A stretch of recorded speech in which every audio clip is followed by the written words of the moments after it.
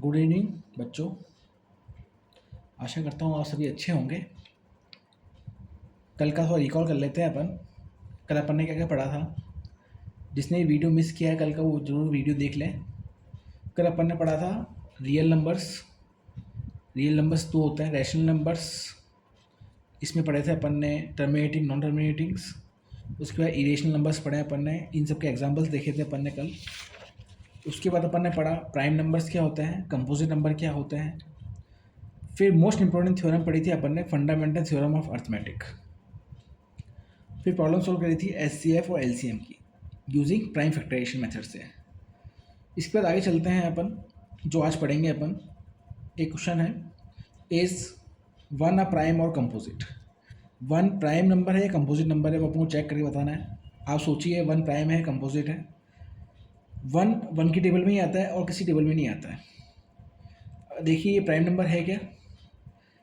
Prime number क्या पढ़ा था अपन ने, the number which have only two factors, जिसके दो फैक्टर्स होते हैं, या वन हो सकता है या इटसेल्फ खुद हो सकता है।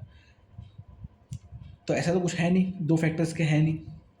कंपोजिट नंबर में क्या पढ़ा था अपन ने, the number which have more than two factors. Two factors है इसके, टू फैक्टर्स भी नहीं है, तो अपन बोल सकते हैं वन इज नाइदर कंपोजिट और नॉट प्राइम। ओके, इसके बाद आगे चलते हैं। एक प्रॉब्लम है, check whether 4 की power n can end with the digit 0 for any natural number n। सबसे पहले बात करते हैं नेचुरल नंबर की। तो नेचुरल नंबर क्या होता है, तो 1 से स्टार्ट होता है, 1 2 3 4 5 6 अप टू 100, उसी को बोलते हैं नेचुरल नंबर।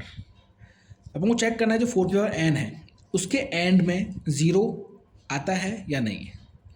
तो इसको सॉल्व करने के लिए मैं आपको समझाना चाह रहा हूँ। पहले अपन बेसिक पढ़ेंगे इसका। उसमें क्या होता है, जैसे अपन को दे रखा है 4 की पावर n। n क्या है यहाँ पर, नेचुरल नंबर। Natural number. तो अगर अपन n की वैल्यू 1 पुट करें, 2 पुट करें, 3 पुट करें, तो वो क्या मिलता है, 4 16 64।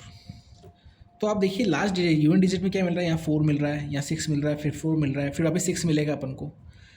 तो ऐसे कंटिन्यू 4 6 4 6 4 6 मिलता जाएगा। तो अपन को 0 नहीं मिल रहा है एंड में, ठीक है। उसके बाद अगर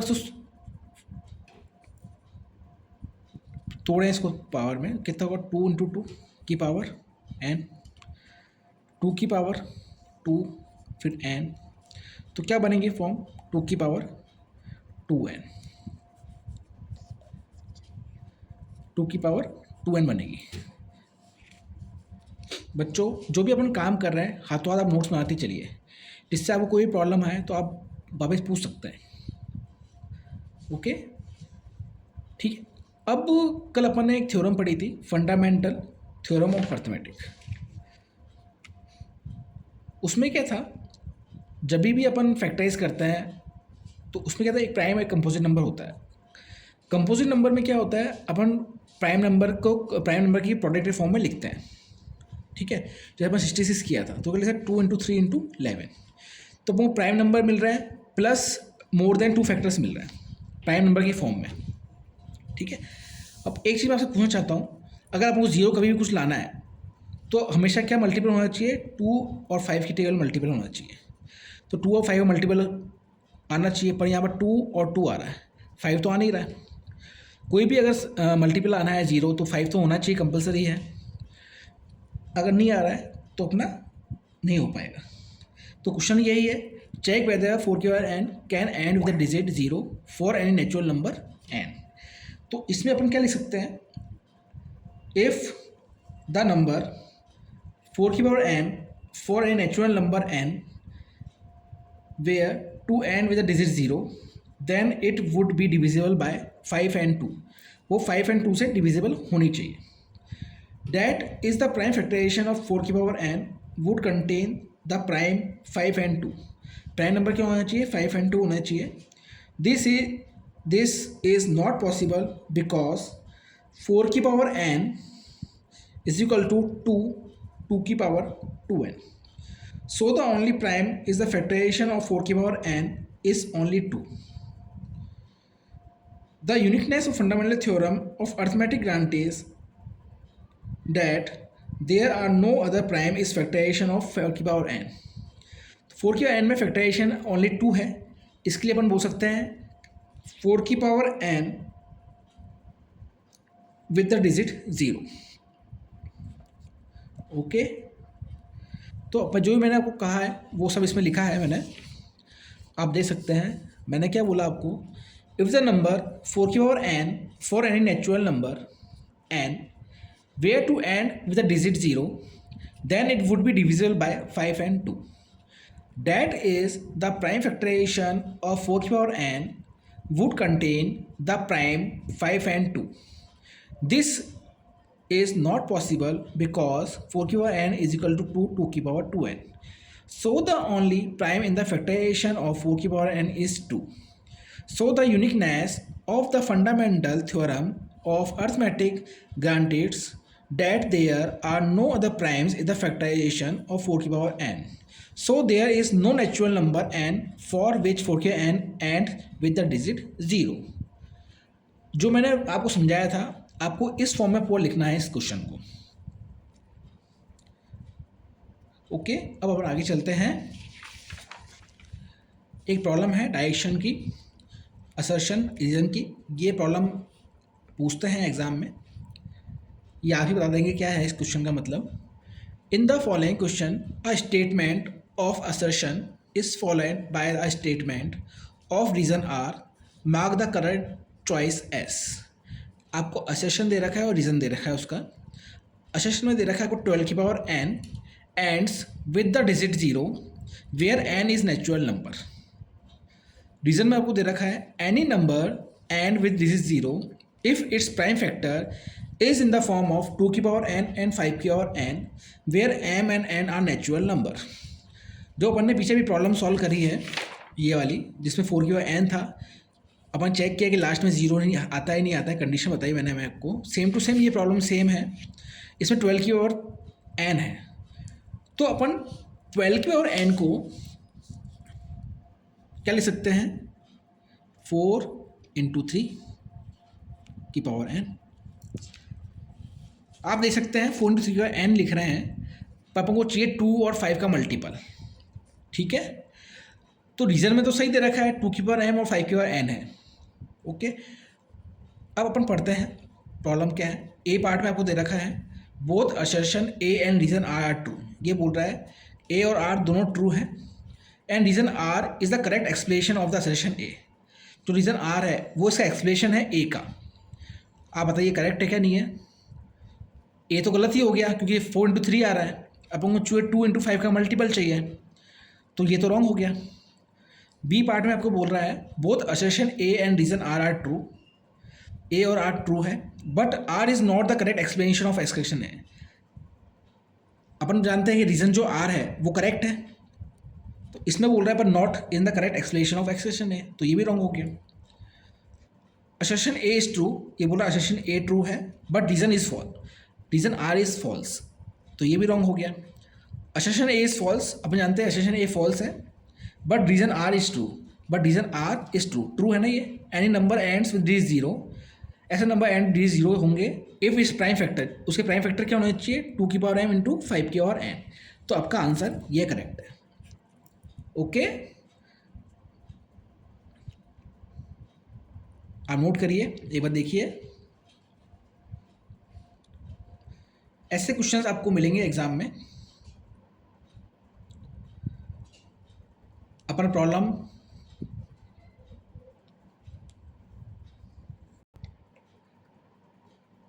आगे प्रॉब्लम पढ़ते हैं. Find the LCM and HCF of 80 and 300 by prime factorisation method. Prime factorisation method के से आपको एलसीएम और एचसीएफ निकालना है 2 नंबर्स का, 80 और 300 का. आपको याद होगा अपन ने कल ये प्रॉब्लम सॉल्व करी थी जिसमें मैंने आपको बताया था किस तरह सॉल्व करना है. ये भी कल अपन 66 और 420 का अपन ने निकाला था सेम टू सेम, उसी तरह से इसको सॉल्व करके दिखेंगे अपन कि इसका आंसर क्या आता है।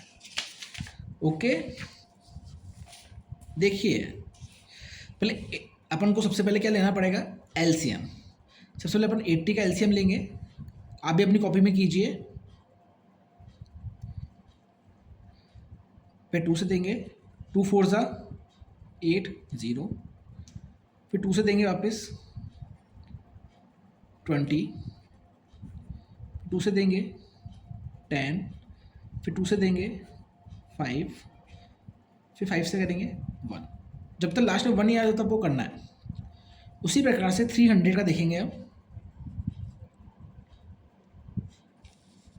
फिर 2 से देंगे 2 5 0, फिर 2 से देंगे वापस 2 7 ज़ा 14, 1 बचा, 2 5 ज़ा 10, फिर अपन देंगे 3 से,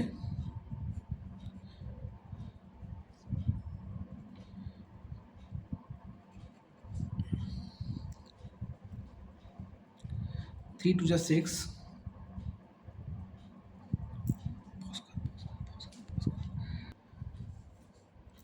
3 से किया, 3 2 ज़ा 6, 3 5 ज़ा 15, फिर 5 से देंगे 5 5 ज़ा 25, फिर 5 1 ज़ा 5। तो इसका जब एलसीएम अपन निकाल लिया तो ये आया। यहाँ नोट करेंगे इसको, सबसे पहले 80 का लिखेंगे, कितनी पावर देख लीजिए, 1 2 3 4, 2 की पावर 4 इंटू 5। ओके, 300 का लिखेंगे अपन, 2 की 2 बार है, 2 की पावर 2, फिर 3 है, फिर आपके 5 की पावर 2 है। नोट डाउन करिए आप।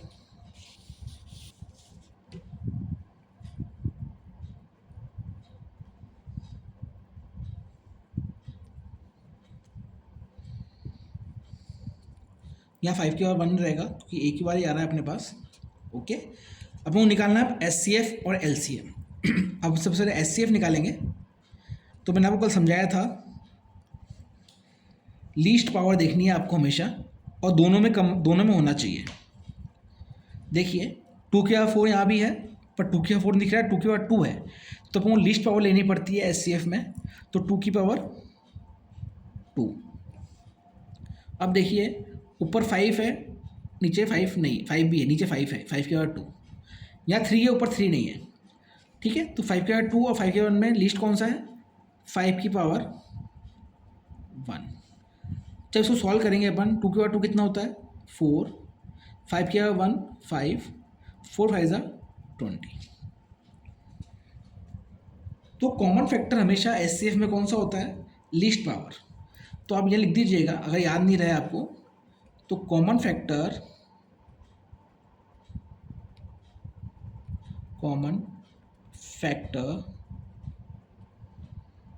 हमेशा कौन सा होता है, लीस्ट पावर।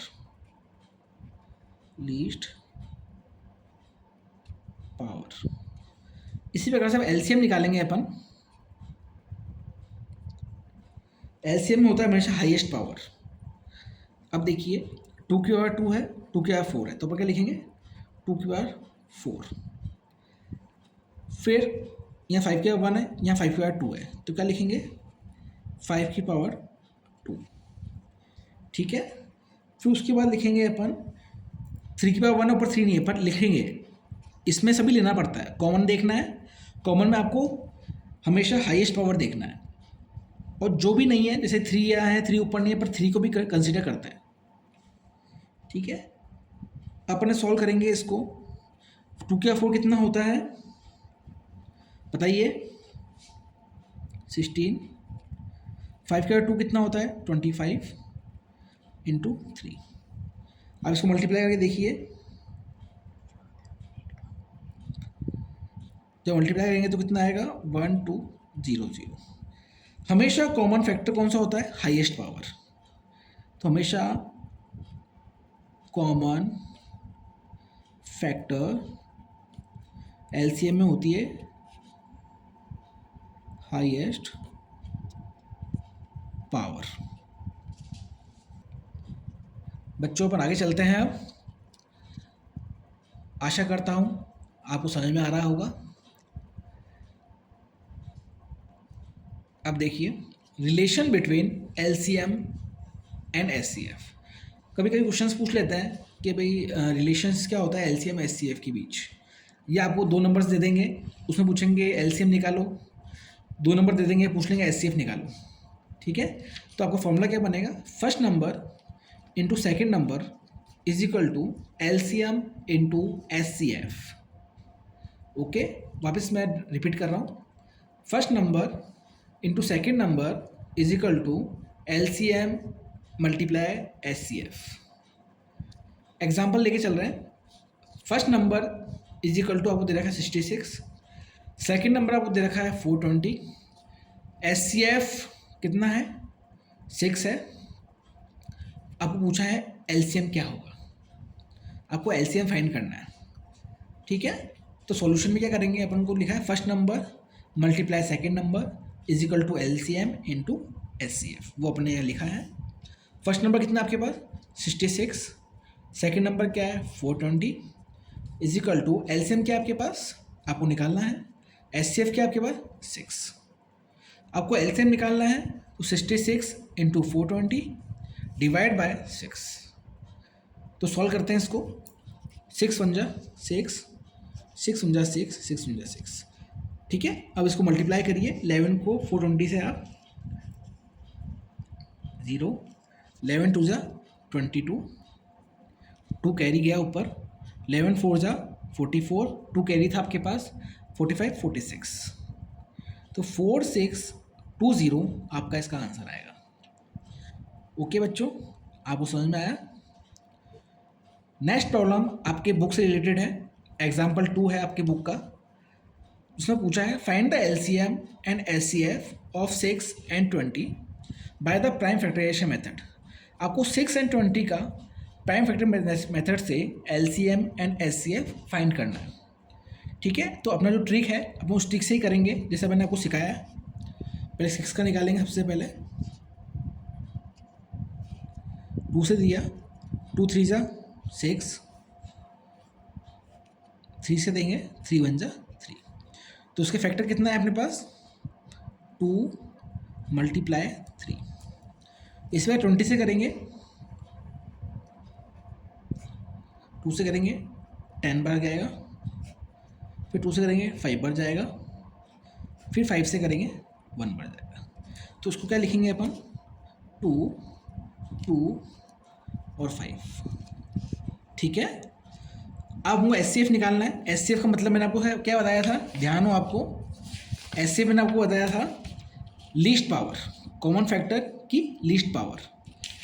तो क्या करेंगे, अपन को लीस्ट पावर देखनी है। सबसे पहले एचसीएफ बता रहा हूँ मैं आपको, एचसीएफ तो लीस्ट पावर देखिए और दोनों में कॉमन होना चाहिए। यहाँ 2 है, यहाँ भी 2 है, तो लीस्ट पावर 2 ही रहेगा। अगर ऐसे नहीं आ रहा तो आप ऐसे भी लिख सकते हैं इसको, जैसे मैं पहले समझाया था आपको 2 × 3, 2 की पावर 2 × 5, तो 2 की पावर 1 है यहाँ पर और 3 की पावर 1 है, या 5 की पावर 1 है। ओके, तो लीस्ट पावर कितनी है, यहाँ 2 की पावर 2 है या 2 की पावर 1 है, तो 2 की पावर 1 लिखेंगे। ओके, यहाँ 3 है, यहाँ 3 नहीं है, यहाँ 5 है ऊपर 5 नहीं है, तो उसका आंसर क्या आएगा, 2 की पावर 1 कितना होता है 2, तो उसका आंसर कितना आया 2। अब निकालेंगे एलसीएम। एलसीएम क्या बताया था मैंने आपको, हाईएस्ट पावर, क्या था हाईएस्ट पावर। ओके, अब देखिए 2 की पावर 1, 2 की पावर 2, हाईएस्ट पावर कितनी है 2 की पावर 2।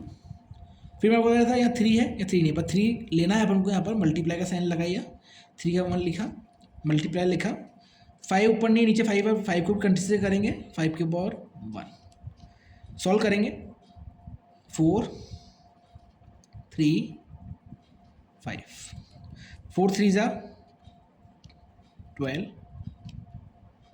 12 5 जा 60, तो इसका आंसर कितना है आपके पास 60। तो अपन पूछ सकते हैं इसका जो एचसीएफ है वो 2 है, एलसीएम कितना है 60 है। समझ में आया। देखिए वापस एक बार, आगे चलते हैं फिर। ओके बच्चों, अब देखिए एग्जाम्पल 3, एग्जाम्पल 4 आपकी बुक में है, ये आपको ट्राई करना है खुद को, होमवर्क है आज का। Find the HCF of 96 and 404 by the prime factorisation method, hence find the LCM.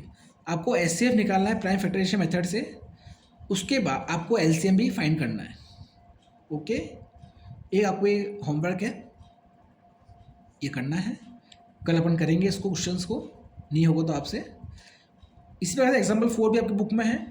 Find the HCF and LCM of 6, 72 and 120 using the prime factorisation method. Prime factorisation method से ही आपको एचसीएफ और LCM find करना है 6, 72 and 120 का। Got it children? Okay, तो ये 2 question आपको ट्राई करने हैं, कल अपने क्वेश्चन को करेंगे। आज के लिए इतना ही, कल मुलाकात होगी आपसे वापस। Okay, good night.